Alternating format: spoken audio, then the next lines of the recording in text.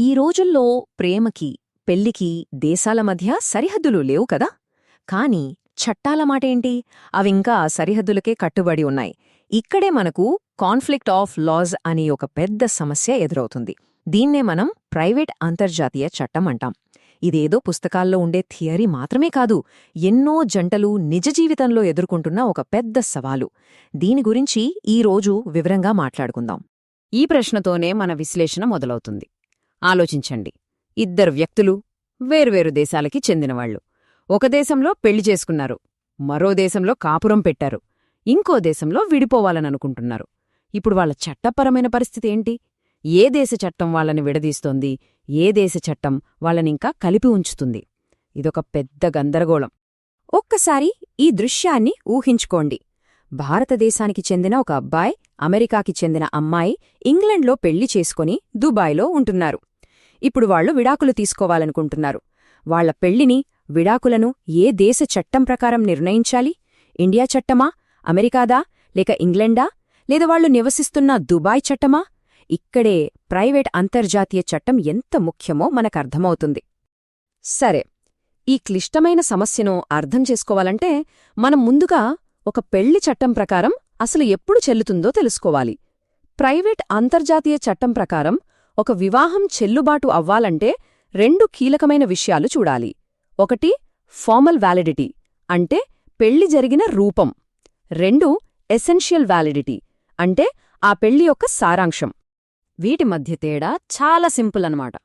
Formal validity అంటే పెళ్లి ఎలా జరిగింది అనేదాన్ని చూస్తుంది. అంటే సరైన పద్ధతిలో రిజిస్ట్రేషన్ జరిగిందా, సాక్షులున్నారా, ఆ వేడుకకు సంబంధించిన లాంఛనాలన్నీ పాటించారా లేదా అని. ఇక ఎసెన్షియల్ వ్యాలిడిటీ విషయానికొస్తే ఇది ఎవరు పెళ్లి చేసుకుంటున్నారు అనేదానిపై దృష్టి పెడుతుంది. అంటే వాళ్లకు పెళ్లి చేసుకునే వయసుందా, వాళ్లు నిషిద్ధమైన బంధువులా, వాళ్లకు ఇదివరకే పెళ్లయ్యిందా, ఇలాంటి ప్రాథమిక అర్హతలను ఇది చూస్తుంది. ఇప్పుడు మనం ఒక ముఖ్యమైన లాటిన్ పదాన్ని తెలుసుకుందాం. లెక్స్ లోసి సెలబ్రేషనిస్. పేరు వినడానికి కొంచెం కష్టంగా ఉన్నా అర్థం చాలా సులువు. వేడుక జరిగిన ప్రదేశం యొక్క చట్టం అని దీని మీనింగ్. అంటే సింపుల్గా పెళ్లి ఎక్కడ జరిగిందో అక్కడ చట్టాల ప్రకారం లాంఛనాలు పాటిస్తే చాలు, ఆ పెళ్లి ఫార్మల్గా అంటే రూపపరంగా చెల్లుబాటవుతుంది. ఇక రెండో కీలక సూత్రం లెక్స్ డొమిసిలీ, అంటే నివాస స్థలం యొక్క చట్టం. ఇది పెళ్లి చేసుకునేవాళ్ల అర్హతను, అంటే ఎసెన్షియల్ వ్యాలిడిటీని నిర్ణయిస్తుంది. ఇక్కడ డొమిసైల్ లేదా నివాస స్థలం అంటే మనం తాత్కాలికంగా ఉంటున్న చోటు కాదు, చట్టం దృష్టిలో మన శాశ్వత చిరునామా అన్నమాట.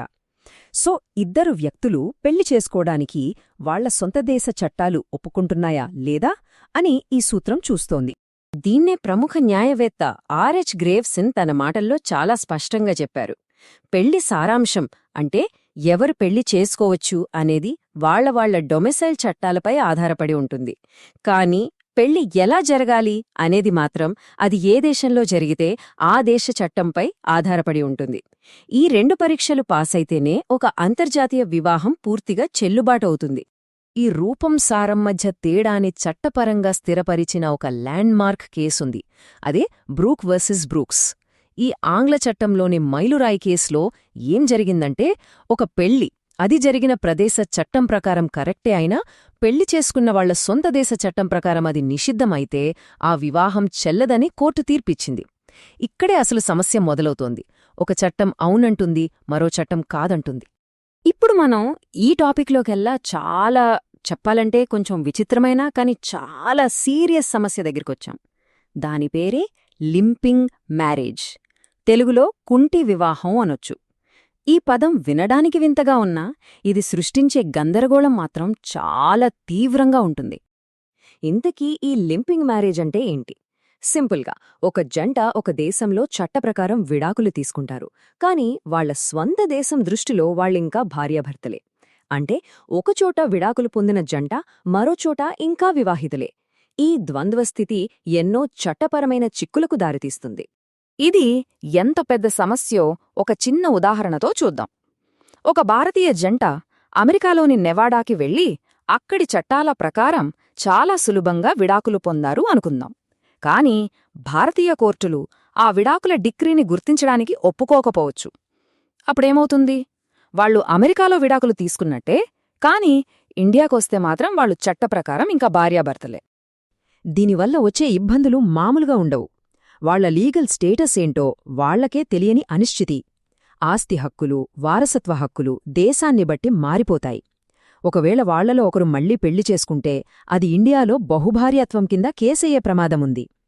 మరి పిల్లల పరిస్థితి ఏంటి? అందుకే న్యాయస్థానాలు ఇలాంటి పరిస్థితులను స్కిజాయిడ్ సిచ్యువేషన్స్ అంటాయి. ఎందుకంటే అవి ఒక కుటుంబాన్ని చట్టపరంగా ముక్కలు చేస్తాయి. మరి మన భారతదేశంలో పరిస్థితి ఏంటి?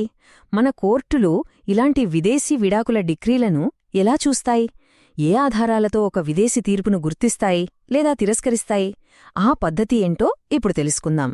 భారతదేశంలో విదేశీ తీర్పుల గుర్తింపును శ్వాసించే ఒకే ఒక్క కీలకమైన సెక్షన్ సివిల్ ప్రొసీజర్ కోడ్ 1908లోని సెక్షన్ 13. దీన్ని మనం ఒక గేట్ కీపర్ లేదా ఫిల్టర్ లాగా చూడొచ్చు. ఏ ఫారెన్ జడ్జ్మెంట్ అయినా ఇండియాలో చెల్లాలంటే అది ఖచ్చితంగా ఈ సెక్షన్ 13 పెట్టే పరీక్షలో పాస్ అవ్వాల్సిందే. సెక్షన్ 13 ప్రకారం కొన్ని సందర్భాల్లో భారత కోర్టులు విదేశీ తీర్పును అస్సలు ఒప్పుకోవు. ముఖ్యంగా ఆ విడాకులిచ్చిన విదేశీ కోర్టుకి అసలు ఆ కేసుని విచారించే అధికారం లేనప్పుడు, లేదా కేసుని పూర్తిగా విచారించకుండా మెరిట్స్ చూడకుండా తీర్పిచ్చేసినప్పుడు. అంతేకాదు, నకిలీ ఆధారాలతో మోసం చేసి డిగ్రీ పొందినా లేదా ఆ తీర్పు మన భారతీయ చట్టాలకు పూర్తిగా వ్యతిరేకంగా ఉన్నా సరే మన దేశంలో అది చెల్లదు. సరే, ఈ సమస్యలన్నీ చూశాము కదా, చాలా సంక్లిష్టంగా, కొన్నిసార్లు బాధాకరంగా కూడా ఉన్నాయి. మరి వీటికి పరిష్కారం లేదా? వేర్వేరు దేశాల చట్టాల మధ్య ఒక సామరస్యాన్ని తీసుకురావడానికి ఏమైనా మార్గాలు ఉన్నాయా? ఇప్పుడు చివరి విభాగంలో ఆ సమాధానాలు వెతుకుదాం. చూడండి, యూకే లాంటి దేశాలు ఈ సమస్యను గుర్తించి రికగ్నిషన్ ఆఫ్ డైవర్సెస్ యాక్ట్ అని ఒక ప్రత్యేక చట్టాన్నే తెచ్చాయి. కాని మన దేశంలో విదేశీ విడాకుల గుర్తింపునకు సంబంధించి ఇంత స్పష్టమైన చట్టం ఇంకా లేదు. మనం ఎక్కువగా కోర్టు తీర్పుల మీదే ఆధారపడి ఉన్నాం. దీనివల్ల అనిశ్చితి పెరుగుతోంది. అందుకే ఈ విషయంలో ఒక సమగ్రమైన చట్టం తీసుకురావాలని ఎప్పట్నుంచో డిమాండ్లున్నాయి. అయితే ఇది కేవలం మన దేశ సమస్య కాదు, ఇదొక గ్లోబల్ ప్రాబ్లం. అందుకే Hague conference on private international law లాంటి అంతర్జాతీయ సంస్థలు రంగంలోకి దిగాయి. విడాకుల గుర్తింపు మీద 1970 హేగ్ కన్వెన్షన్ లాంటివి తీసుకొచ్చి అన్ని దేశాలు ఒకే రకమైన నియమాలను పాటించేలా ప్రోత్సహిస్తున్నాయి. ఇలాంటి ప్రయత్నాల వల్ల భవిష్యత్తులో ఈ సమస్యలు తగ్గే అవకాశముంది. చివరగా ఒక్కసారి ఆలోచిద్దాం. ఈ గ్లోబలైజ్డ్ ప్రపంచంలో ప్రేమ కోసం, ఉద్యోగం కోసం, కుటుంబం కోసం దేశాలు దాటడం చాలా సర్వసాధారణం అయిపోయింది. మరి అలాంటప్పుడు వాళ్ల చట్టపరమైన జీవితం మాత్రం ఇలా రెండు దేశాల మధ్య నలిగిపోతూ కుంటిగా మిగిలిపోవాలా? ఈ వైరుధ్యాన్ని సరిచేయడం మన న్యాయ వ్యవస్థల ముందున్న ఒక పెద్ద సవాలు.